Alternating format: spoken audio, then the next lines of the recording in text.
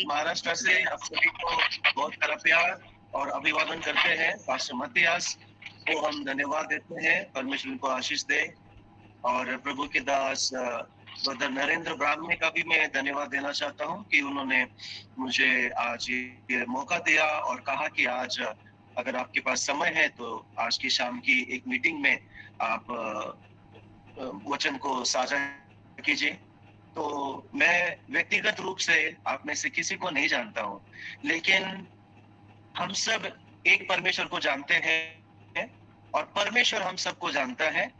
और मुझे नहीं पता कि आपकी सेवकाई के बारे में या आपकी परिस्थिति के बारे में, झारखंड में अभी तक मैं नहीं आया हूँ तो मुझे ज्यादा कुछ आइडिया नहीं है, परंतु मैं बिलीव करता हूँ कि पवित्र आत्मा का वचन जो अपने चुने हुए दासों के द्वारा उसकी वचन के अनुसार वो हमसे बात करता है। तो आज मेरी यही प्रार्थना है कि प्रभु आपकी परिस्थिति से बात करे, प्रभु आपकी सेवकाई से बात करे, परमेश्वर आपके परिवारों से बात करे, राज्य से बात करे। और आइए हम देखते कि क्या परमेश्वर की आत्मा कलीसिया से बात करना चाहती है। तुरंत हम जाएंगे मरकुस रचित सुसमाचार अध्याय 6, मरकुस रचित सुसमाचार अध्याय 6 वचन 45 से 51 तक। Mark chapter 6 versus 45 to 51। और आप में से कोई भी हिंदी में उसको पढ़ सकते हैं। मरकुस अध्याय 6 45 to 51।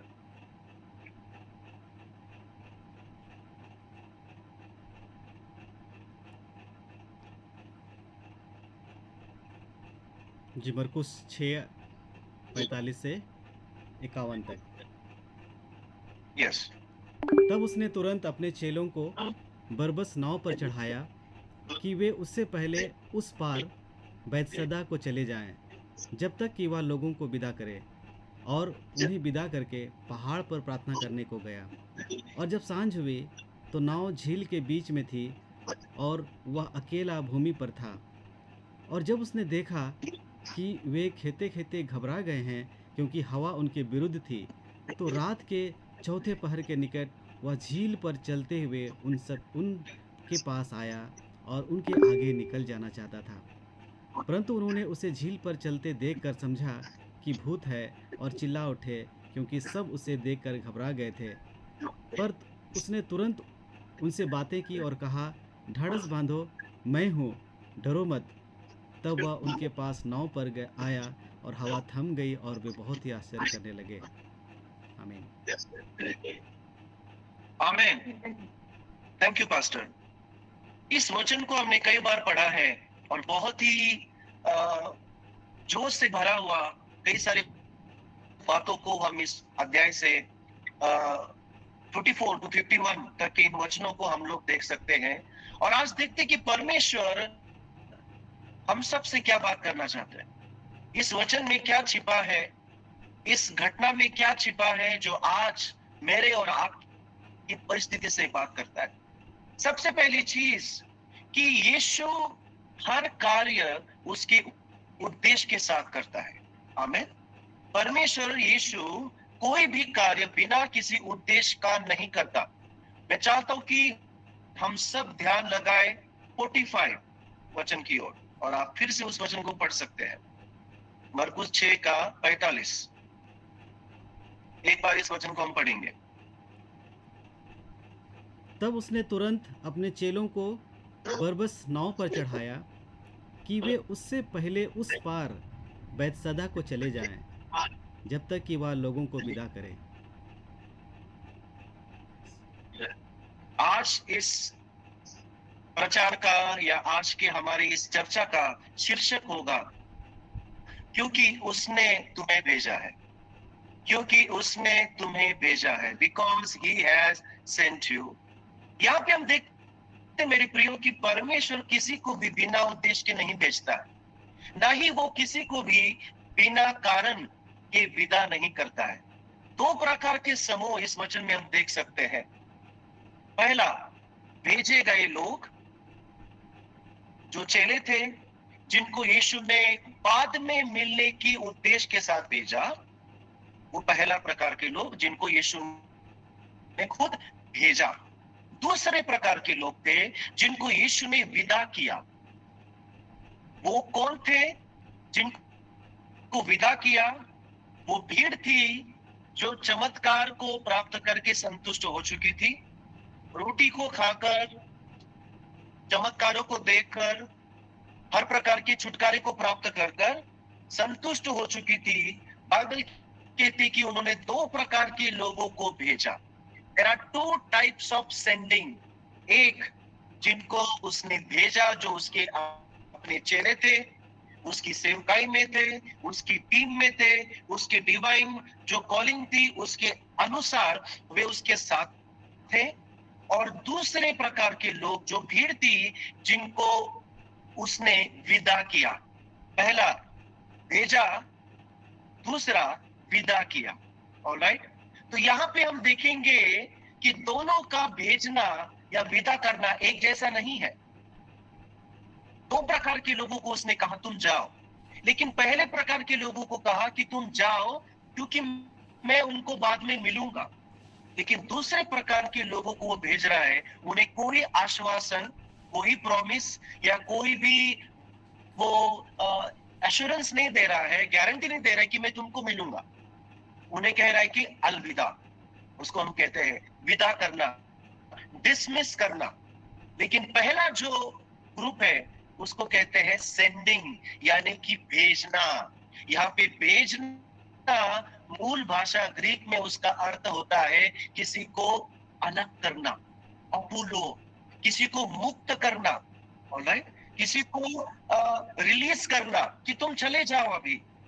लेकिन ये जो मुक्त करना है ये कोई प्रेरित आदेश नहीं है, इसमें कोई गारंटी नहीं है कि वो बाद में उन्हें मिलेगा ही करके, कि बाद में दोबारा मुलाकात करेंगे फिर मिलेंगे, ये आश्वासन नहीं है। लेकिन कुछ लोग ऐसे हैं जिनको बाद में मिलने के लिए भेज रहा है, ऑलराइट, जिनको वो बाद में मिलने के लिए वो कह रहा है कि अब हम विदा होते हैं, ओके, मैं तुम्हें भेजता हूं लेकिन मैं तुमसे बाद में मिलूंगा। दो प्रकार की क्राउड यहाँ पे हम देखते हैं मेरे प्रियो। आज प्रभु के राज्य में भी दो प्रकार के लोग हैं, एक जिनको परमेश्वर भेजता है लेकिन दोबारा मिलने के लिए, और दूसरे जिनको परमेश्वर भेज देता है क्योंकि वो संतुष्ट हो चुके हैं। हर कलीसिया में हम इस दो प्रकार के लोगों को प्राप्त करेंगे। और जितने पास्टर से मेरे साथ सहमत हो सकते हैं या उस बात की पुष्टि भी कर सकते हैं कि हम हमेशा दो प्रकार के लोगों के साथ सेवकाई कर रहे होते हैं, एक जो चेले बन जाते हैं, दूसरे जो भीड़ का हिस्सा रहते हैं। अब सवाल ये है कि हम कौन सी कैटेगरी में हैं? क्या हम भेजे गए हैं, हमें जो भोजन को प्राप्त करके बिल्कुल भी तृप्त हो चुके हैं, चमत्कारों को देखा है, गवाहियों को देखा है, यीशु मसीह ने कई अद्भुत चिन्हों को देखा है, और लेकिन वो अब हमको कहता है कि तुम जाओ अभी, लेट इट गो। बाइबल में आप पढ़ेंगे चारों ही सुसमाचार में यीशु ने कई लोगों को चंगा किया, कई लोगों की दुष्ट आत्माएं भगाई, कई लोगों को छुटकारा दिया और उन्हें कहा कि तुम चले जाओ, तुम चले जाओ। लेकिन दूसरे प्रकार के लोग, दूसरा सवाल, क्या हम उन लोगों के हैं जो हम चमत्कार के पीछे हैं या हम मिशन के पीछे हैं? ये सवाल आज पवित्र आत्मा मुझसे और आपसे पूछता है कि क्या हम भेजे गए हैं या केवल भोजन पाए हुए हैं। दूसरा, क्या हम चमत्कारों के पीछे हैं या उसके मिशन के पीछे चलने वाले लोग? मेरे प्रियो, चमत्कार का स्थान बहुत अच्छा होता है ना, जहाँ पे छुटकारा होता है, जहाँ पे बहुत अच्छा प्रकाशन है, जहाँ पे बहुत ही बहुत अच्छा लग रहा है, मेरा मन बहुत ही उसमें व्यस्त है, वो जगह छोड़ने का मन नहीं है, जहाँ पे परिवर्तन हो रहा है, वो स्थान बहुत अच्छा है। लेकिन परमेश्वर उस स्थान में से जिसको उसने चुना है उनको आगे भेजता है। आमीन। जिन लोगों को उसने चुना है उन लोगों को वो आगे भेजता है। यूहन्ना 20:21 में लिखा है कि जिस प्रकार पिता ने मुझे भेजा है उसी प्रकार मैं तुम्हें भेजता हूं। यीशु के साथ चलना मतलब सिर्फ उसके कार्यों को देखना नहीं है, बल्कि उसके आदेश पर आगे बढ़ना है। यीशु के साथ चलना, हमारी मसीही जीवन की यात्रा केवल यीशु के कार्यों को देखना मात्र नहीं है, लेकिन उसके आदेश को लेकर आगे बढ़ने वाला जीवन है। एक भीड़ जिसको उसने आगे बढ़ने के लिए भेजा, दूसरी भीड़ जिसको उसने डिसमिस किया, रिलीज किया, रिहा किया। आमेन। सबसे पहली चीज मैं चाहता हूं कि हम सब इस बात को स्वीकार करें और समझे कि आपकी बुलाहट आपकी सुविधा से बाहर आपको लेकर आएगी। Your calling will bring you out of your comfort zone. यदि आप बुलाए गए हैं, यदि आप भेजे गए हैं, यदि आप चुने गए हैं, तो परमेश्वर आपको आपकी बुलाहट, आपकी कंफर्ट जोन, आपकी आरामदायक स्थिति से वो बाहर आपको लेकर आएगा। यीशु ने उसके चेलों से कहा, नाव में बैठो और बाहर चले जाओ। वो एक ऐसे स्थान को छोड़ रहे थे मेरे प्रियो, जहां पे अभी अभी चमत्कार हुआ था। कौन सा चमत्कार हुआ था? 5 रोटी और 2 मछलियों से हजारों लोगों को वहां पे भोजन खिलाया। इसके पहले अगर आप देखोगे तो आप पाओगे कि वहां पे बहुत बड़ा चमत्कार हुआ है। आमीन। कभी कभी परमेश्वर कहता है कि अब यहां नहीं रुकना है, तुमको आगे बढ़ना है। चाहे मैं हूं या कोई भी प्रभु का दास हो या कोई भी विश्वासी हो, हमें ऐसी जगह छोड़ने का मन नहीं करता है। हमें ऐसी जगह को टाटा बाय बाय करने का मन नहीं करता है जहां पे तालियां बज रही है, जहां पे हर समय आमेन प्रेज द लॉर्ड हो रहा है, जहां पे हमारी स्तुति हो रही है, हमारी सेवकाई की प्रशंसा हो रही है, हमारी प्रचारों की प्रशंसा हो रही है, जहां पे लोग बहुत ज्यादा फैन फॉलोइंग बढ़ रही है, व्यूज मिल रहे हैं। और आज हमारे भारत में यही सब तो चल रहा है सब जगह, क्योंकि जो कल का स्थान चमत्कार का स्थान था, आज वह आराम का जाल बन सकता है। कल का चमत्कार का स्थान आज आपके आराम का जाल बन जाएगा। Praise the Lord. इजरायलियों के माइग्रेशन में आप देखेंगे 2 नियम थे। पहला, मिस्र से जब ये लोग कूच कर चुके थे, कनान जो परमेश्वर का वायदे का प्रदेश था, उसमें जाने के लिए, प्रभु की वाचा में बने रहने के लिए मूसा की अगुवाई के तहत एक जहां जहां बादल आगे जा रहा है, आपको वही वही आगे जाना है। दिन में और रात में वो मेघ स्तंभ, बादल परमेश्वर की उपस्थिति का प्रतीक था। आप उसको छोड़ नहीं सकते। आप ये नहीं कह सकते कि बादल तो आगे जा चुका है लेकिन मैं पीछे ही रहना पसंद करूंगा। आप ये नहीं कह सकते थे। आपको बादल के साथ जाना ही है। दूसरा, अगर किसी भी जगह पे आप रुकते हैं, 42 स्टेशन पे इजरायली रुके, 42 स्टेशन पे, और हर जगह पे प्रभु का नियम था कि अपने लिए कोई भी मजबूत घर नहीं बनाना। Do not make a house out of cement and mortar. कोई भी ईटा, सीमेंट, पत्थर का घर अपने लिए नहीं बनाना। वो दर्शाता है हमारी मानसिकता को, हमारी पारंपरिक स्थिति को, वो दर्शाता है हमारी संस्कृति को, वो दर्शाता है हमारी प्राथमिक शिक्षाओं को। और परमेश्वर कहता है कि क्या हम आरामदायी हो चुके हैं परमेश्वर की आशीषों को प्राप्त करने के द्वारा, अपनी परमेश्वर की गवाहियों को निर्माण करने के द्वारा हम बैठ चुके हैं कि हाँ, अब तो प्रभु ने बहुत अच्छा काम किया है, अब मैं यही रहूंगा। मेरे प्रियो, कल का चमत्कार का स्थान हो सकता है आज हमारे लिए एक आराम का जाल बन जाएगा। इब्रानियों की किताब 11 के 8 में, book of Hebrews chapter 11 verse 8 says, Abraham विश्वास से आज्ञाकारी होकर उस स्थान पर चला गया जिसे विरासत में लेना था, और वह नहीं जानता था कि वह कहां जा रहा है, किस दिशा में जा रहा है। कई बार मेरे प्रियो, परमेश्वर हमें उस जगह से हटाएगा जहां पे तालियां बजती है। कई बार परमेश्वर हमें उस जगह लेकर जाएगा जहां पे उसकी योजना प्रकट होती है। वह स्थान जो हमारे लिए वर्तमान में सेवकाई कर रही है, शायद एक सुना और बंधन स्थान बन सकता है, लेकिन अब परमेश्वर की सामर्थ्य से एक फलदायी स्थान वो बन चुका है। वहां भीड़ है, लेकिन अब परमेश्वर कहता है उन्हें मेरे हाथ में छोड़ दो और तुम दूसरी ओर चले जाओ। ये बहुत कठिन है, मेरे लिए भी कठिन है, हम सबके लिए बहुत कठिन है, लेकिन यीशु कहता है कि अब तुम भीड़ को छोड़ो, मेरे हाथ में छोड़ दो, मैं देख लूंगा। अब तुम जहां मैं तुम्हें बता रहा हूं वहां पे तुम्हें आगे जाओ। यह समय है जहाँ पे परमेश्वर हमें अपने आरामदायक क्षेत्र से अलग होने की मांग करता है और वह हमें एक नए स्थान पर भेजना चाहता है। क्या हम तैयार हैं? उसके पास मछलियां और रोटियां द्विगुणित करने से भी कई और अधिक कार्य जो आगे वो दिखाना चाहता है। आमीन। कई बार हम परमेश्वर की छोटी आशीषों को प्राप्त करके हम बहुत आश्चर्यचकित हो जाते हैं। परमेश्वर के छोटे गिफ्ट्स को प्राप्त कर कर, उसके उपहारों को प्राप्त कर कर कई बार हम कुछ आशीषों में इतने खो जाते हैं कि आगे का हमें पता ही नहीं चलता है।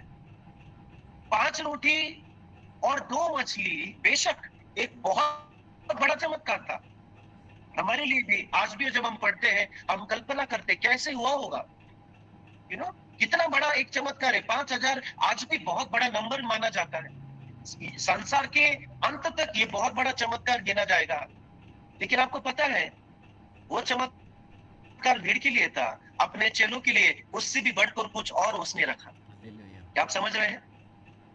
वो चमत्कार दुनिया के लिए, क्राउड के लिए बड़ा काम था, लेकिन चेलों के लिए वो अलग एक्सपीरियंस देना चाहता है।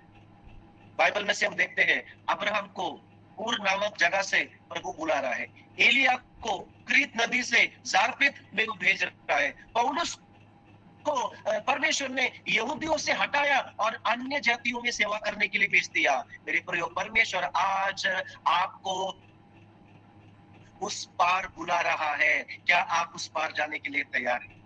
Amen. Are we as a church ready to go beyond the sea? उस जगह से पार।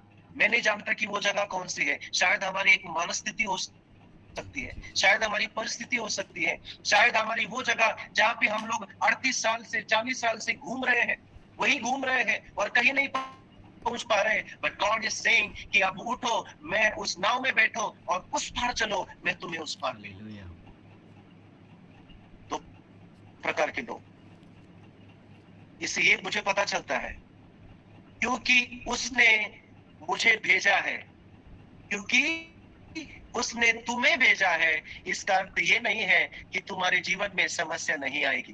ध्यान से सुनिएगा, क्योंकि उसने मुझे भेजा है इसका मतलब ये नहीं कि मेरे जीवन में कोई समस्या नहीं आएगी। पढ़ेंगे वचन को मरकुस 6:47 48, मरकुस 6:47-48 पढ़ेंगे। जब सांझ हुई तो नाव झील के बीच में थी और वह अकेला भूमि पर था। जब उसने देखा कि वो खेते खेते घबराए गए हैं क्योंकि हवा उनके विरुद्ध थी, तो रात के चौथे पहर के निकट वह झील पर चलते हुए उनके पास आया और उनसे आगे निकलकर जाना चाहता था, परंतु उन्होंने पढ़िए कंप्लीट कीजिए। Thank you. उनके आगे जाना चाहता था, यीशु ने उनको भेजा। आमीन। उन्होंने नहीं चुना था कि हमें जाना है, वो तो यीशु के साथ थे, वो तो एंजॉय कर रहे थे, वो यीशु की स्तुति कर रहे थे, तालियां बजा रहे थे। एक बहुत बड़ा चमत्कार आज उनको देखने को मिला। चेलों के लिए बहुत बड़ी सीख थी और वो डिस्कस कर रहे होंगे, वाह व्हाट अ लीडर, क्या बढ़िया लीडर हमको मिला है। यीशु देखो, हम हमारी कैसी सिचुएशन थी, वो आपस में गवाही बांट रहे होंगे। मैं कल्पना करता हूँ वो आपस में गीत गा रहे होंगे, कि यहोवा मेरा चरवाहा है, मुझे कोई घटी नहीं होंगी। वो कर रहे होंगे कि the Lord is my provider, प्रभु मेरा प्रोवाइडर है। लेकिन उसी बीच यीशु कहता है कि अब तुम जाओ, टाइम इज ओवर, तुम चले जाओ, मैं तुम्हें उस तरफ मिलूंगा। तो ये भेजना उनकी अपनी चुनाव नहीं था। आज मैं बताना चाहता हूं, यदि आज आप मसीह में हैं, आपने नहीं चुना, उसने आपको चुना है। यदि आप कलीसिया में हैं, विश्वास में हैं, आपकी चुनाव नहीं है, यीशु ने आपको चुना है। बाइबल कहते हैं कि तुमने मुझे नहीं, लेकिन मैंने तुमको चुना है। अगर हम सेवकाई में हैं, हम अपने वजह से नहीं है, लेकिन उसने चुना है, इसलिए हम सेवकाई में पाए जाते हैं। यीशु ने उनको भेजा, फिर भी तूफान आया। यीशु ने उनको भेजा, फिर भी तूफान आया। वो इस संकट में पड़ गए, हवा उनके विरुद्ध आ गई और रात का चौथा प्रहर था, वे समुद्र के बीचों बीच थे। बाइबल कहती है वो समुद्र के बीचों बीच थे और उनकी यात्रा बहुत ही कठिन थी। मेरे प्रियो, क्योंकि उसने आपको भेजा है, इसका मतलब ये नहीं कि आपके जीवन में, आपकी सेवकाई में कभी भी कोई आंच नहीं आएगी। इसका मतलब ये नहीं कि आपको कोई भी समस्या का सामना नहीं करना पड़ेगा। कई सारे लोग इस झूठ को मान रहे हैं कि यीशु के पास आ जाइए, सब कुछ ठीक हो जाएगा। यीशु के पास आ जाइए, सारी परिस्थिति बदल जाएगी। लेकिन मेरे प्रियो, जब आप स्वयं को अंधकार के समय में पाते हो, जब सब कुछ आप के खिलाफ चल रहा होता है और जब कहते लगाते लगाते आप संघर्ष कर रहे हो, आप भी वहां पे स्ट्रगल में हो, इतने व्यस्त हो जाएंगे, हमें प्रार्थना और स्तुति का समय भी नहीं मिलेगा। उस समय कोई मधुर संगीत नहीं मिल रहा है। जैसे भाई ने बहुत अच्छे से गाने गाए और जितने भी गाने उन्होंने गाए सब हमारे फेवरेट गाने गाए, आमीन। लेकिन ऐसा समय आएगा कि कोई गाना नहीं सुनाई देगा, कोई म्यूजिक नहीं है वहां पे, कोई आपको नहीं संभल रहा है। हर जगह पे आप देखोगे तेज हवाएं हैं, आर्थिक परिस्थिति तेज हवाएं, भारत में परसिक्यूशन की तेज हवाएं, कई कलीसियाओं को बंद करने की तेज हवाएं, आंधी तूफान जो कि प्रभु के दासों को मार रहा है। हम देखते हैं ऐसे बीच में भजन संहिता 23 का शांत जल नहीं परंतु क्लेश की लहरें हमको दिख रही है। दूसरा शमूएल 22:5 में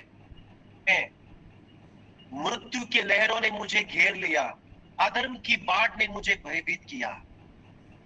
एक ऐसा समय मेरे प्रियो हमारे जीवन में आता है, ना कोई प्रकाशन बल्कि चौथे प्रहर का अंधकार, ना कोई रोमांच बल्कि उस प्रत्यक्ष उपस्थिति का अभाव। क्योंकि यीशु नहीं था वहां पे, वे चेले अकेले थे अपनी टीम के साथ। यीशु नहीं है, यीशु पहाड़ पे है, यीशु पर्वत पे, वो जमीन पे है, कोई सहायक नहीं है। हम स्वयं को नाम चलानी पड़ रही है, खुद ही वहां पे क्या कर रहे हैं, खेते खेते लगा रहे हैं, कोई मध्यस्थी नहीं है, नो इंटरसीजर। तो उस यीशु को उसके साथ छोड़ आए हो, कोई कैप्टन नहीं, कोई नेता नहीं है।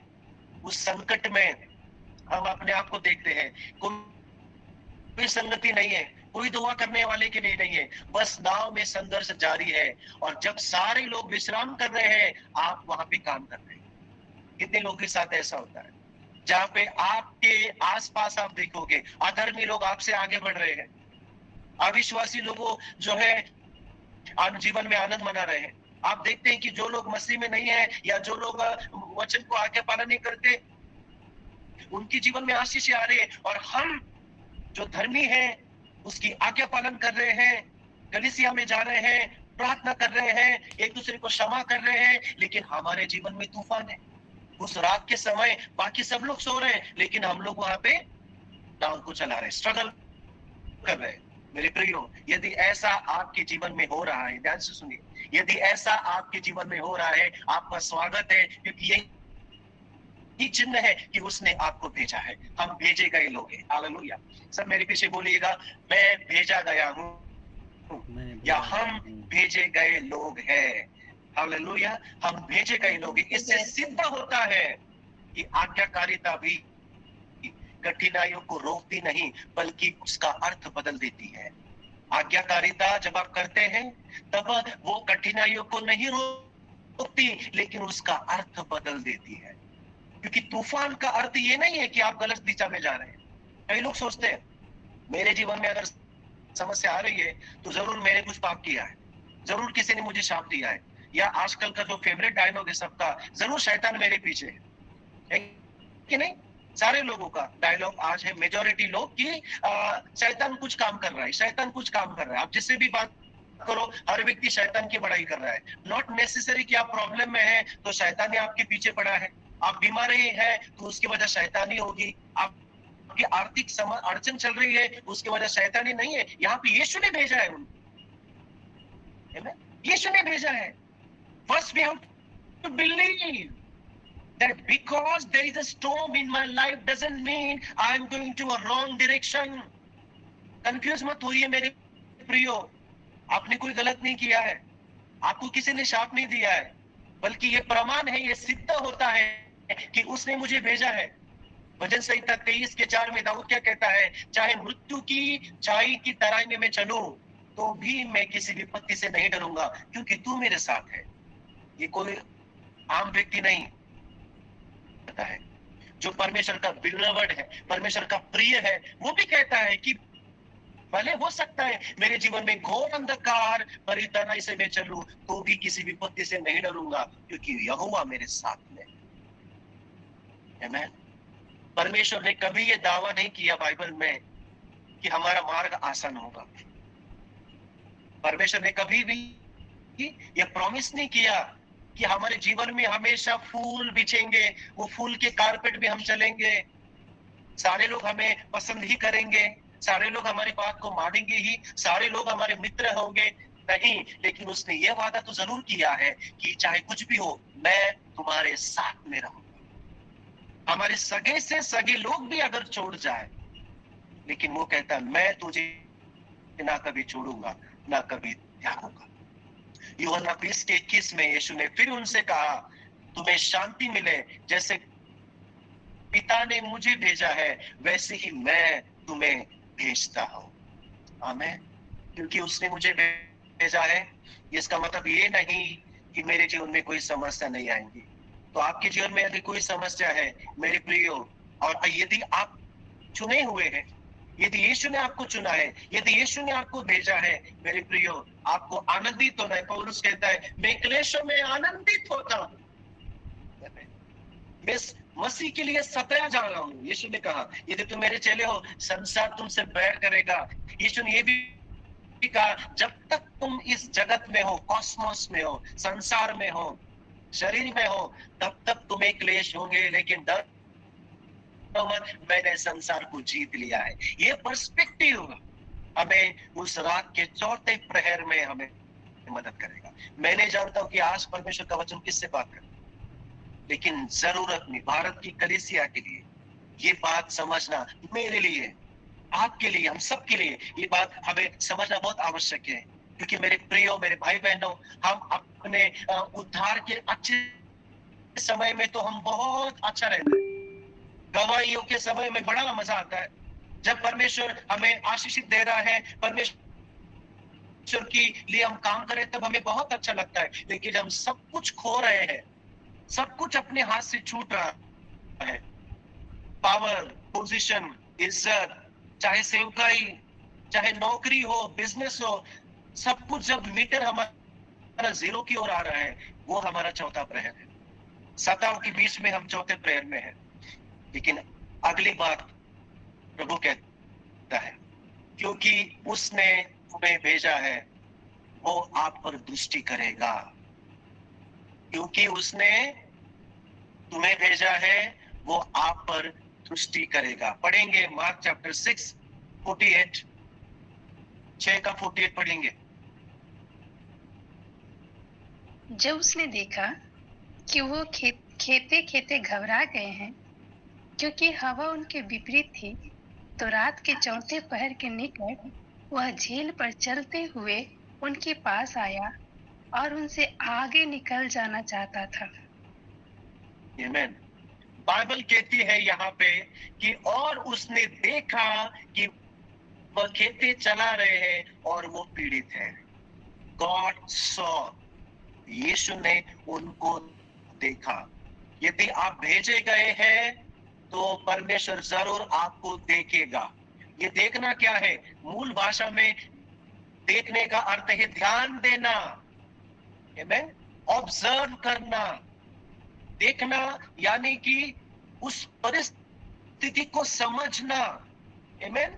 देखभाल करना बहुत अच्छा वर्ड है, ये जानने के लिए देखना कि क्या करना चाहिए। उसका देखना केवल ये नहीं कि मैं देख रहा हूं और चला जा रहा हूं आगे। उसका देखना यानी कि सुधि लेना, आमीन। परमेश्वर सबको देखता है ना। उसकी आंखें समस्त पृथ्वी पर लगी हुई है, पूरे विश्व पर लगी हुई है, परंतु वह उन पर ध्यान देता है जिन्हें वह भेजता है। प्रभु तो सबको देखता है, लेकिन वह उनको ध्यान देता है जिन्हें वह बेचता है। बाइबल में देखते हैं, उत्पत्ति 31 में उसने लाबान के घर में याकूब को देखा जो कि स्ट्रगल कर रहा था। निर्गमन अध्याय 3 में उसने मिस्र में इजरायली लोगों की पीड़ा को देखा। दूसरा राजा अध्याय 20 में हम पाते हैं कि उसने हिजकिया के आंसू को देखा। उत्पत्ति अध्याय 16 में उसने हागार को उस परिस्थिति में देखा और उससे कहा कि उसने कहा तू वह परमेश्वर है जो मुझे देखता है। You are the Lord that sees me. मेरे प्रियो, क्योंकि उसने मुझे भेजा है वह मेरी ओर ध्यान देगा। यीशु तो पर्वत पे था, वो जमीन पे था, वो तो उनसे दूर था, लेकिन उसकी आंखें समुद्र के बीच में नाव पर लगी हुई थी। वो प्रार्थना तो कर रहा था, पिता के साथ बिजी था, लेकिन उसकी दृष्टि सृष्टि पर लगी हुई थी। पहला पत्रस 3:12 में की आंखें धरतियों पर लगी हुई है और उसके कान उनकी प्रार्थना की ओर खुले रहते हैं। प्रभु की आंखें धर्मियों के ऊपर लगी रहती है, उसके कान उनकी प्रार्थनाओं की ओर खुली है। निर्गमन अध्याय 3:7 में लिखा है, मैंने अपने लोगों की दुखद दशा को देखा है। मेरे प्रियो, आज परमेश्वर का वचन ये कहता है कि मैंने तुम्हारी परिस्थिति को देख लिया है। I have seen your condition. मैंने तुम्हारी परिस्थिति को ऑब्जर्व किया है। परेशान मत हो, भयभीत मत हो, मैंने तुम्हारी प्रार्थना को सुन लिया है। कभी कभी तो आवाज हमें आएंगी, कभी कभी हमें ऐसा लगता है कि मैं इतनी प्रार्थना कर रहा हूँ, मैं तो इतना अच्छा जीवन जी रहा हूँ, मैं तो किसी को तकलीफ नहीं देता, मैं तो किसी को सताता भी नहीं हूँ, मैं तो कोई बुराई नहीं करता हूँ, मेरी प्रार्थना नहीं सुनी जा रही है। लेकिन हमारा परमेश्वर, मेरे प्रियो, हमारी परिस्थिति में वो हमें देखने वाला परमेश्वर है। भेजे गए लोग कभी भी उसकी दृष्टि से बाहर नहीं जा सकते। आमीन। भेजे गए लोग कभी भी परमेश्वर की दृष्टि से बाहर नहीं जा सकते। जब हम उस नाव को चलाते चलाते थक गए हैं, उसी समय वो हमें देख रहा है। मैं आपको बोलना चाहता हूं, पवित्र आत्मा के अनुग्रह के द्वारा परमेश्वर आपकी प्रयास को देख रहा है। प्रिय परमेश्वर के दासों, परमेश्वर आपकी सेवकाई में परिश्रम को देख रहा है। परमेश्वर आपके देने के हृदय को देख रहा है। परमेश्वर आपकी प्रार्थना के हृदय को देख रहा है। परमेश्वर उसके वचन के प्रति आपके प्रेम को देख रहा है। परमेश्वर आपकी उपवास को देख रहा है। परमेश्वर आपकी संघर्ष को देख रहा है, क्योंकि उसकी आंखें मेरे ऊपर लगी हुई है, क्योंकि उसने मुझे भेजा है। वो मुझे देखेगा, वो पर्वत, वो उस पहाड़ से मुझे देखेगा, वो जमीन से मुझे देखेगा। दूसरी चीज, क्योंकि उसने मुझे भेजा है वो मेरे पास आएगा। क्योंकि उसने मुझे भेजा है वो मेरे पास आएगा। 4:48 फिर से पढ़ेंगे। 4:48, मरकुस 6:48, चैप्टर 6:48। यस। जब उसने देखा कि वो खेते खेते घबरा गए हैं, क्योंकि हवा उनके विपरीत थी, तो रात के चौथे पहर के निकट वह झील पर चलते हुए उसके पास आया और उनसे आगे निकल जाना चाहता। Thank you. और वह रात के चौथे प्रहर में समुद्र पर चलता उनके पास आया। हमारा अगला पॉइंट है, क्योंकि उसने मुझे भेजा है वो मेरे पास जरूर आए। पहली चीज, क्योंकि उसने मुझे भेजा है, इसका मतलब ये नहीं कि समस्या मेरे जीवन में नहीं आएगी। दूसरी, क्योंकि उसने मुझे भेजा है वो मुझे देखता है, और क्योंकि उसने मुझे भेजा है वो केवल देखेगा नहीं, वो मेरे पास आने वाला परमेश्वर है। वो केवल देखता नहीं है लेकिन पास भी आएगा। चौथा प्रहर यानी कि वो प्रहर है, वो समय है जब थकान अपनी चरम सीमा पे है। चौथा प्रहर वो दर्शाता है जब हमारी सारी उम्मीद खत्म हो रही है, सारी सहायता, रिसोर्सेस हमारे खत्म हो रहे, बैंक बैलेंस खत्म हो रहा है। जब हम संकट में हैं, वो हमारे पास आएगा। जब कुछ निराशाजनक दिख रहा है, वो उस समय प्रकट होगा। जब हम त्यागे गए अपने आप को महसूस करेंगे, उस समय हमको वो दिखाई देगा। जब कुछ नहीं दिखाई दे रहा हो, तब वो हमको दिखाई देगा। जब हम पीड़ा में है, स्ट्रगल में है, परसिक्यूशन में है, वो एक असाधारण रूप में वहां पे आएगा। और ध्यान देने वाली बात यह है कि वो ऐसे रूप में हमारे सामने आएगा कि पहले उसको आपने वैसा कभी नहीं देखा। चेलों ने यीशु का ऐसा रूप देखा जो उन्होंने पहले कभी नहीं देखा था। हम कई बार यीशु को सीमित करते हैं और इस बात को कहते कि हाँ, मुझे सब आता है, मैंने बाइबल को 10 बार पढ़ा है, मैंने बहुत बाइबल कोर्स किया है, मैं बहुत बाइबल स्टडी में अटेंड करता हूँ, मैं डेली प्रेयर में अटेंड करता हूँ, मैं तो बहुत प्रार्थना वाला इंसान हूँ, मेरा परिवार तो मसीही, मेरी पीढ़ियों से मसीह में हूँ, मैं तो प्रभु को बहुत जानता हूँ। प्रभु का वचन कह रहा है आज हमसे, मैं तुम्हें एक ऐसा प्रकाशन देने वाला हूँ जो पहले तुम्हें कभी नहीं देखा। मैं तुम्हारे सामने ऐसे रूप में प्रकट हो जाऊंगा जैसा तुमने पहले कभी नहीं देखा हो। A new experience God is promising to His people. Are you ready? ऐसे रूप में प्रभु को देखने के लिए जो पहले कभी नहीं देखा। भले हम 40 साल से मसीह हो, 50 साल से मसीह हो, 100 साल से मसीह हो, हाँ? हमने बहुत पढ़ाई करी हो, डिग्रियां हमारे पास हो, बाइबल की कई वचन हमारे मुंह बोली याद हो, लेकिन याद रखिए प्रभु को अभी तक हम लोग पूरी रीति से नहीं जानते हैं। यिर्मयाह को कहता है, तू मुझसे मांग तो मैं तुझे ऐसी बातें बताऊंगा जो तू अभी तक नहीं जानता। गॉड इज सेइंग कि हम केवल उस रोटी और मछली को बढ़ाने वाला परमेश्वर उस रूप में ना जाने, चंगाई देने वाला परमेश्वर मात्र उस रूप में ना जाने, को ठीक करने वाला परमेश्वर केवल उस रूप में ना जाने, चमत्कार करने वाला परमेश्वर। इसलिए यीशु ने अपने चेलों को अलग किया। यीशु ने उनसे सवाल किया कि देखो, मैं तुमसे एक सवाल पूछना चाहता हूँ कि क्या तुम सोचते हो मेरे बारे में कि मैं कौन हूँ? आज भारत की कलीसिया से प्रभु यही सवाल करता है कि तुम क्या जानते हो? संसार में तो मेरा नाम अलग अलग है। कई लोगों के लिए मैं एक अच्छा टीचर हूँ, कई लोगों के लिए मैं एक बहुत अच्छा फिलोसोफर हूँ, कई लोगों के लिए मैं एक बहुत अच्छा प्रचारक हूँ, कई लोगों के लिए मैं तो एक नबी हूँ मात्र। तुम क्या जानते हो कि मैं कौन? और वो तभी क्लियर होगा जब हम यीशु को अलग रूप में देखने के लिए अपनी आंखों को तैयार करेंगे।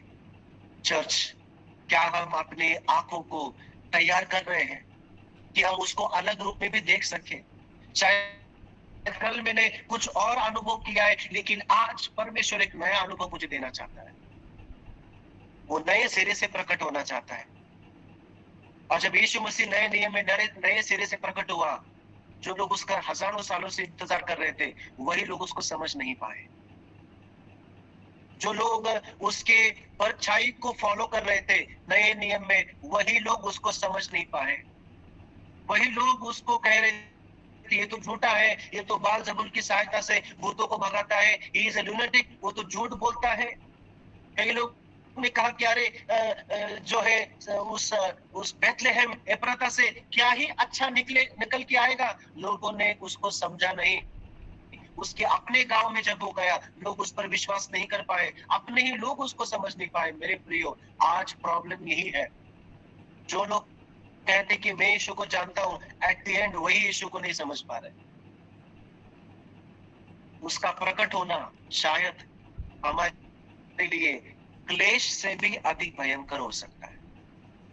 उसका प्रकट होना हमारी परिस्थिति जो स्ट्रगल चल रही है उससे भी अधिक भयंकर होगा, क्योंकि चेले उसको देखकर डर गए थे। ऑलरेडी वो डरे हुए थे, आंधी तूफान है, उनकी नाव समुद्र के बीचों बीच, मतलब कोई किनारा नहीं है, कहीं जाने के लिए रास्ता नहीं है। अब यीशु मसीह अनयूजुअल विजिटेशन दे रहा है। अनयूजुअल विजिटेशन यानी कि एक ऐसा प्रकटीकरण, एक ऐसा प्रकाशन जो पहले उनको कभी नहीं देखा है। लेकिन यीशु ठीक उसी समय आता है। यूहन्ना 14:18 में लिखा है, जॉन चैप्टर 14:18 में लिखा है, मैं तुम्हें अनाथ नहीं छोड़ूंगा, मैं तुम्हारे पास आऊंगा। ये प्रॉमिस है, मैं तुम्हें अनाथ नहीं भेजूंगा, मैं तुम्हारे पास आऊंगा। भयभीत ना हो। उस मध्य रात्रि चौथे प्रहर में वो आपको देखेगा, और वो ना केवल देखेगा, वो आपके नजदीक आएगा। My God is a God who comes near to me. वो मेरे पास आने वाला परमेश्वर है।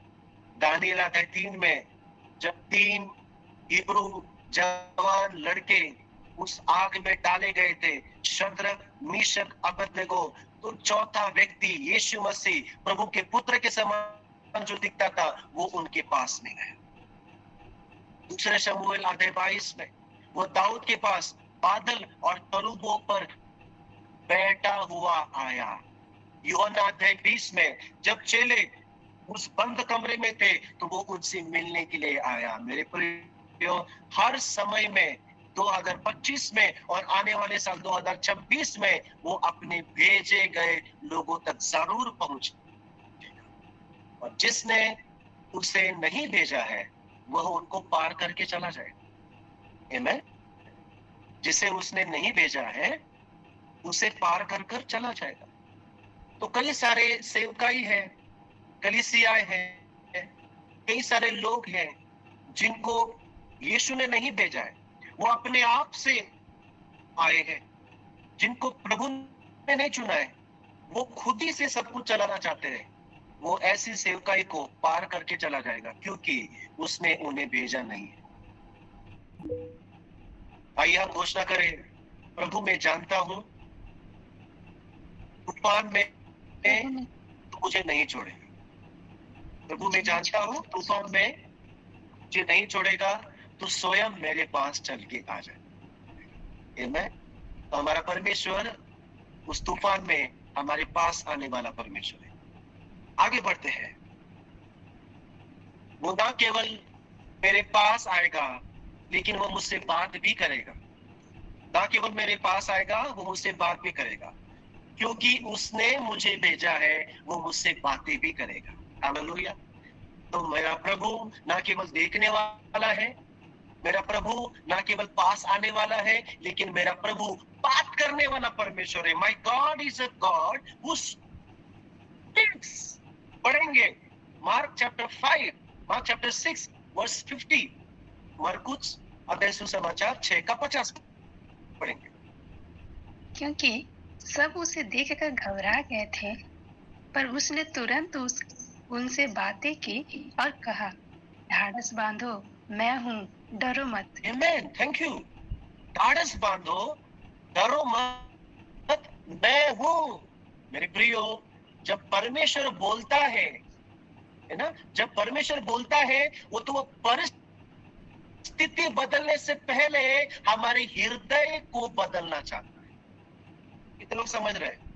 जब परमेश्वर बोलता है, हमें लगता है कि प्रभु बस आप ऐसा वचन बोलो कि आप मेरी परिस्थिति तुरंत बदल जाए, है ना? हम सबको लगता है कि प्रभु का ऐसा प्रोफेटिक वचन आ जाए, प्रभु का ऐसा वचन आ जाए, मेरी परिस्थिति बदल जाए, और हम इस बात में लगे रहते हैं, हम ढीठ हो जाते हैं। हम लोग बिल्कुल उस पॉइंट पे अपने आप को रोक लेते कि मेरी परिस्थिति बदलने जाए, मेरी परिस्थिति बदलने जाए। लेकिन सबसे पहले वो हमारे हृदय को बदलना चाहता है। उस डर से पहले विश्वास को पुनर्जीवित करना चाहता है। यीशु उनके डर से पहले उनके विश्वास को पुनर्जीवित करना चाहता है। हमारे साथ भी यही होता है। हमें लगता है कि प्रभु आए, बस मेरी परिस्थिति को बदल दे। हम इतना थक जाते हैं, हम इतना क्या बोलते हैं, गमगीन, या क्या बोलेंगे उसको, गम में चले जाते हैं, हम लोग दुखी हो जाते हैं। Enough is Lord, enough now, you know, अब बहुत हो गया, अब बस मेरी परिस्थिति बदल दो, मैं थक गया हूं। लेकिन प्रभु उस परिस्थिति में मेरे और आपके विश्वास को बढ़ाना चाहता है। याद है आपको, दूसरा एक उदाहरण था बाइबल में, जहां पे चेले यीशु मसीह नाव में जा रहे थे, यीशु मसीह सो रहे हैं और चेले वहां पे नाव में पानी आ रहा है। यीशु उठ के क्या बोलते हैं वहां पे, हे अल्प विश्वासियों, मैं कब तक तुम्हारे साथ में रहूं। फिर बाद में उसने आंधी तूफान को शांति किया। This is what God wants today. आज परमेश्वर यही चाहता है कि हमारी परिस्थिति को बदलने से पहले हमारी हृदय बदल जाए, हमारी सिचुएशन बदलने से पहले हमारी मनस्थिति बदलने पाए, हमारा डर खत्म होने से पहले हमारे अंदर का विश्वास आगे हो जाए। यशायाह 41:10 में लिखा है, मत डर क्योंकि मैं तेरे साथ में हूं। वो उनसे बोलता है जिन्हें वो भेजता है। आमीन। लेकिन कभी कभी क्या होगा, वो हमारे नाव के बाहर खड़ा होकर बोल रहा है। कितने लोग समझ रहे हैं? वो अभी भी नाव में नहीं आया है, नाव के बाहर ही है ना? कभी कभी यीशु हमारे चर्च ग्रुप मिनिस्ट्री नेटवर्क के बाहर खड़े होकर बात करता है, जिसके कान है वो सुने। उसकी आवाज अनफेमिलियर लग सकती है, आमीन। लेकिन क्या हम आज उस आवाज को पहचानते हैं कि यदि प्रभु मेरे समूह और मेरा नेटवर्क, मेरा जो गठबंधन है, मेरा जो ग्रुप है, उसके बाहर आकर बात कर रहा है। मैं रियली पास्टर को अप्रिशिएट करना चाहूंगा कि आज उन्होंने मुझे अनुमति दी, जो कि वो मुझे जानती भी नहीं है। ये दिखलाता है उनकी नम्रता को, उनके खुलेपन को, ये दिखाता है उनके उस एटीट्यूड को कि वो इस बात को कंफर्म करते, सोचते कि हाँ, परमेश्वर हमारी इस झुंड के बाहर से भी आवाज आ सकती है। प्रश्न ये है कि क्या हम उस आवाज को आज समझ रहे हैं? पहला शमूएल 3:1 में लिखा है, उन दिनों यहोवा का वचन दुर्लभ था, the word of the Lord was rare, और दर्शन बहुत कम होते थे। लेकिन आज हम एली के समय में नहीं है, आज हम शमूएल के समय में नहीं है। आज परमेश्वर अपने लोगों से स्पष्ट रूप से बात करता है, आमीन। स्पष्ट रूप से बोल रहा है। प्रभु ने हमें बहुत वचन दिया है, लेकिन बस उसे कान चाहिए, उसे वो आंखें चाहिए, उसे केवल वो हृदय चाहिए जो उसकी ओर लगा हुआ है। और वो तो हजारों सालों से बातें कर रहा है। प्रभु के बात करना कभी बंद नहीं हुआ। कोविड में भी प्रभु का बात करना बंद नहीं, कलीसिया बंद थी लेकिन प्रभु बात कर रहा था। हमारी कठिन परिस्थिति में कई लोग, ऐसा होता है मेरे प्रियो, हम प्रभु की बात सुनना ही बंद कर देते हैं। बीमारी में प्रभु की आवाज सुनना बंद कर देते हैं।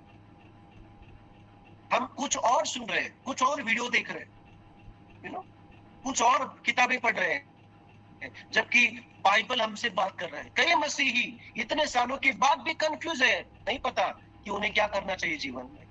मेरे प्रियो, जो भी प्रभु को बोलना है वो अपने बाइबल के अलावा कुछ नहीं बोले, आमीन। और कोई भी वक्ता, कोई भी प्रचारक, कोई भी शिक्षक यदि बाइबल के बाहर है, वो प्रभु की आवाज हो नहीं सकती। बड़ा ध्यान दीजिएगा, आमीन। प्रभु अपने बाइबल से कॉन्ट्रडिक्ट नहीं बोल सकता। वो वही बोलेगा जो उसके बाइबल में है, उसके वचन में है। आइए मेरे पीछे घोषणा कीजिए कि प्रभु, जब तू बोले मैं पहचान सकूं कि यही तू है, आमीन। प्रभु, जब तू बोले तब मैं पहचान सकूं कि ये तेरी ही आवाज है। कई आवाजें आज घूम रही है इंटरनेट पे, सोशल मीडिया पे, कई प्लेटफॉर्म पे। हमें प्रभु की आवाज कौन सी है ये पहचानना पड़ेगा। परख की आत्मा, आमीन। परख की आत्मा दे। पौलुस कहता है, झूठे शिक्षकों से सावधान रहो, और तुम्हारे बीच में झूठे चरवाहे उनसे सावधान रहो। और पतरस ने भी जताया, पौलुस ने तो क्लियरली लिखा है, किन किन प्रकार के मसीह विरोधी आत्माएं, उनसे सावधान रहो। मेरे प्रियो, हमें पहचानना है कि कौन सी आवाज को हम सुन रहे हैं। बाइबल कहती, मेरी भेड़ मेरी आवाज को जानती है। My sheep listens to my voice. हम जाने कि परमेश्वर की आवाज कौन सी है। तो हमारा परमेश्वर ना केवल हमसे बात करेगा, लेकिन हमारा परमेश्वर हमारी नाव में प्रवेश करेगा। हालेलुया। क्योंकि उसने मुझे भेजा है, वो मेरी नाव में प्रवेश करेगा। Because he has sent me, he will enter in my boat। आज मैं बताना चाहूंगा, परमेश्वर आपकी परिस्थिति में प्रवेश करने वाला परमेश्वर, वो केवल दूर से आपसे बातें नहीं करेगा, वो दूर से आपसे परामर्श नहीं करेगा, वो दूर से आपको केवल प्रचार नहीं करेगा। इसलिए मैं चाहता हूँ आपके पास्टर, जो पास्टर मत्तियास है, उनसे फेथफुल रहिए, क्योंकि वो आपके निकट है। आमीन। आपके आत्मिक पिता, आपकी इस नेटवर्क को चलाने वाले, आपके लिए प्रार्थना करने वाले, क्योंकि वे हैं जो आपके पास आते हैं, वे होंगे जो आपके लिए प्रार्थना करेंगे, वे होंगे जो आप जब भी बुलाएंगे आपके पास वो चले आ जाएंगे। मेरा परमेश्वर केवल लेक्चर देने वाला परमेश्वर नहीं है, मेरा परमेश्वर केवल सिखाने वाला परमेश्वर नहीं है। मेरा परमेश्वर यीशु मेरे साथ मेरे नाव में प्रवेश करने वाला परमेश्वर है। मरकुस 6:51 पढ़ेंगे, 6:51 पढ़ेंगे। तब वह उनके पास नाव पर आया और हवा थम गई और वो बहुत ही आश्चर्य करने लगे। आमीन। जब यीशु नाव में आया तब तूफान थम गया। जब उसकी परिस्थिति आई तब वह उनका भय आश्चर्य कर्म में बदल गया। आज आपका भय अचंभित के उस फीलिंग में बदलने वाला है। आज कई नाव को हम लोग कई सारे नाव जो है, कई सारे जो बोट है, वो किसी भी आत्मा को प्रवेश दे रहे हैं, लेकिन हर आत्मा परमेश्वर की ओर से नहीं हो सकती। पहला यूहन्ना 4:1 में लिखा है, हर आत्मा की परख करो कि वह परमेश्वर की ओर से है या नहीं है। आमीन। कई आत्माओं को आप देखोगे उस चौथे प्रहर में, कई आवाजों को आप सुनेंगे उस चौथे प्रहर में, और अधिकांश रूप से स्ट्रगल के समय हम अक्सर गलत आत्माओं को अपने नाम में इनवाइट करते, आ जाओ, राइट, आ जाओ मेरे पास, अलाउ करते। कई लोगों को बिना जांचे, बिना परखे, ये कोई गलत बात नहीं है जांचना, प्रेज़ द लॉर्ड। इसका मतलब ये नहीं कि हम लोग सबको जज कर रहे हैं, लेकिन जिसको हम सुन रहे हैं, जिससे हम जुड़ रहे हैं, हमें जांचना तो पड़ेगा। ये मैं नहीं, बाइबल कहता है हर आत्मा की परीक्षा करो कि वो प्रभु की ओर से है या नहीं।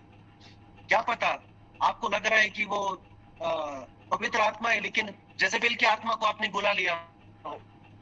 आपको लग रहा है कि वो मेरा भाई है, लेकिन आपने झूठे भाइयों को बुला लिया, है ना। आपको लग रहा है कि वो मेरा बेटा है, लेकिन वो तो अबशालोम है, वो आप ही को गद्दी में से खाली करना चाहता है।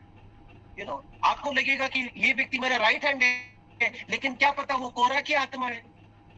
आपको लग रहा है कि मेरा लीडर बहुत अच्छा है, लेकिन क्या पता वो फिरौन है, नबूकदनेस्सर है, शाऊल है। We have to examine मेरे प्रिय। ये समय नहीं कि हम सब पे ट्रस्ट करें, इंक्लूडिंग मी। आमीन। ये समय नहीं कि हम सब पे ट्रस्ट करें, हमें जांचना है, हमें परखना है कि हम किसको अपने नाम में बुला रहे हैं। केवल वही आत्मा, ध्यान से सुनिए, केवल वही आत्मा प्रभु की ओर से होगी जो पानी पर चलती है। ये साइन है, पानी यानी कि प्रभु का वचन।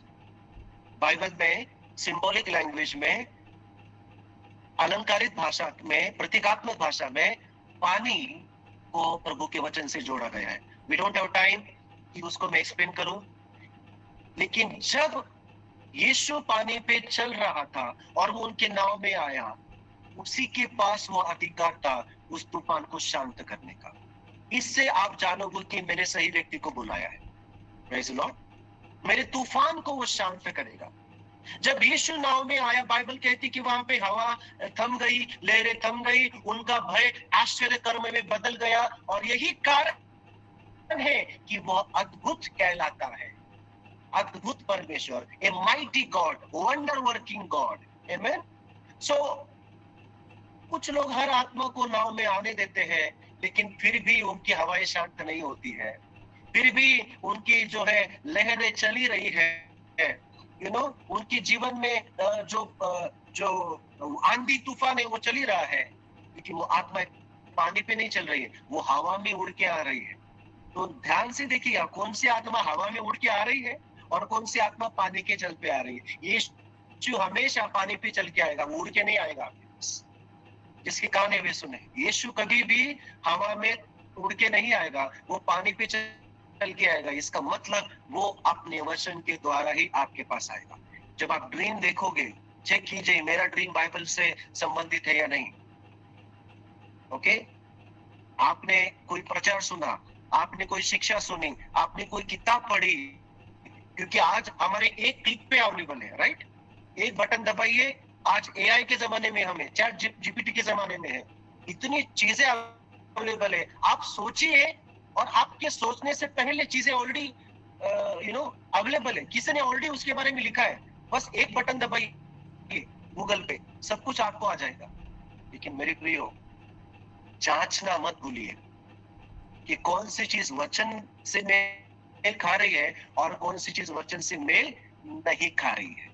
आमेन। सो जो आज का समय है उसमें हमें बहुत ध्यानपूर्वक रहना है कि कौन सी आत्माओं को बुला रहा है, क्योंकि यदि हम ऐसे सेक्युलर नाम जो केवल दुनिया की कल्चर को बढ़ावा दे रही है, ऐसी चीजें जो केवल प्रॉस्पेरिटी, हीलिंग, डिलीवरेंस को बढ़ावा दे रही है, और रिपेंटेंस को नहीं, पश्चाताप करने को नहीं, समर्पण को नहीं, क्रूस उठाने को नहीं, और अपने आप को त्यागने का नहीं, अब वो आत्मा प्रभु की ओर से नहीं है। यीशु ने क्लियर कहा, देखो यदि तुम मेरे चेले बनना चाहते हो, यदि तुम मुझसे ज्वाइन होना चाहते हो, यदि तुम मेरी टीम में आना चाहते हो, तो दो चीजें करो, अपने आप का इनकार करो, अपना क्रूस उठाओ। उसने कोई भी लालच नहीं दिया था चेलों को, भीड़ को भी उसने कोई लालच नहीं दिया था। जबकि उसकी टीचिंग तो गुस्सा हो जाते थे तो उसके ऊपर पथरवा करने के लिए तैयार थे, क्योंकि वो सत्य बोलने वाला था। आज हमें ऐसे नबी चाहिए, और मेरी यह प्रार्थना है कि प्रभु हमारे भारत देश में ऐसे प्रेरित और नबियों को भेज जो आपके वचन के ऊपर चलते हैं।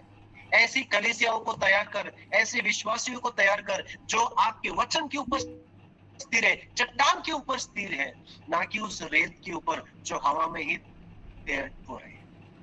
भजन संहिता 107:29 में लिखा है, उसने आंधी को शांत किया और समुद्र की लहरें थम गई। आमीन।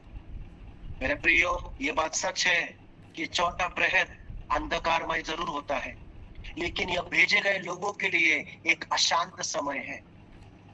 आज भारत में भी अशांतता चल रही है। आपके प्रदेश में, कई सारे प्रदेश में हम देखते हैं अशांतता है। भारत की कलीसिया, हम सब लोग उस चौथे प्रहर से होकर गुजर रहे। एक पास्टर होने के नाते, लीडर होने के नाते, विश्वासी होने के नाते, हमारा जीवन बिल्कुल भी एक ऐसा हो चुका है जैसे कि पहले शताब्दी की कलीसिया होगा।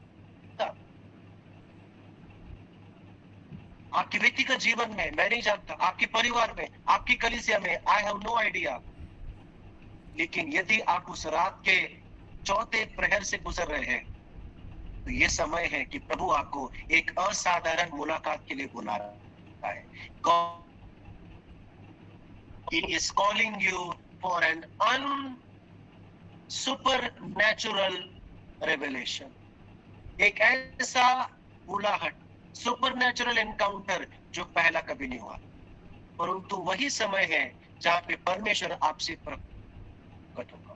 वो आपको आप पहले से अधिक प्रकट होगा। आमीन। वो हमारे जीवन को, तूफानों को शांत करेगा और हमें सुरक्षित जगहों पे वो हमको लेकर जाए।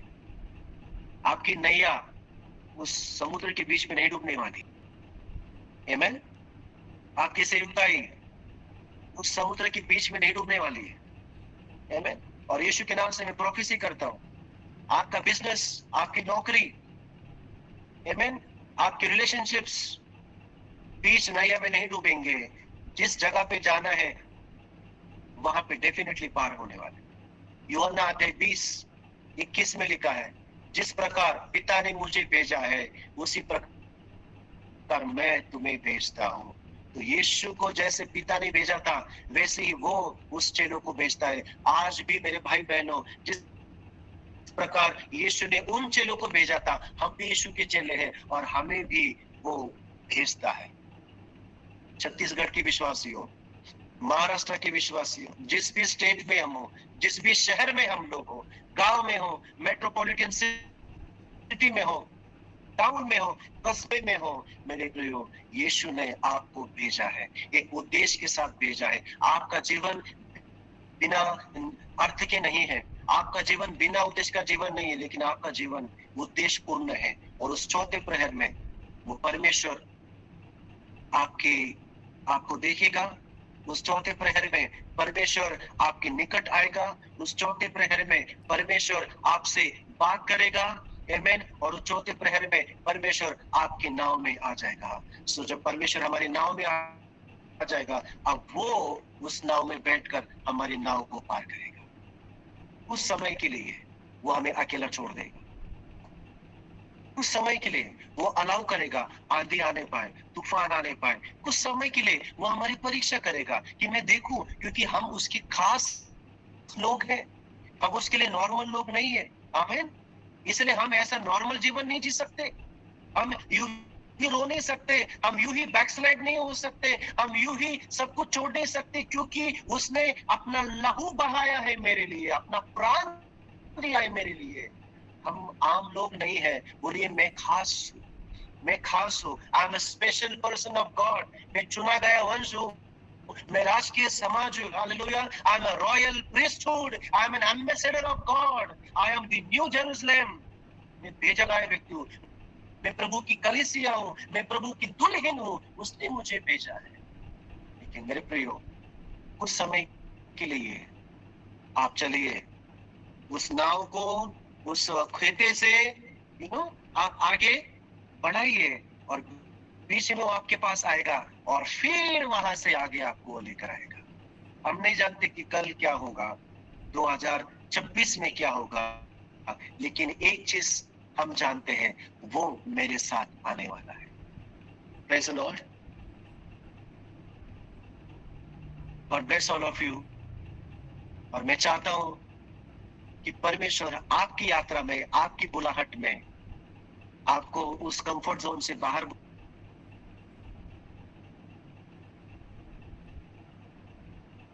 सर आपका माइक म्यूट हो गया है, आपका माइक म्यूट बंद है।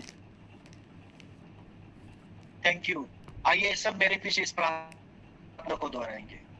हे प्रभु, धन्यवाद क्योंकि तूने मुझे भेजा है। धन्यवाद। तू हमारे नाव को देख रहा है, तू हमारे तूफान में आने वाला परमेश्वर है।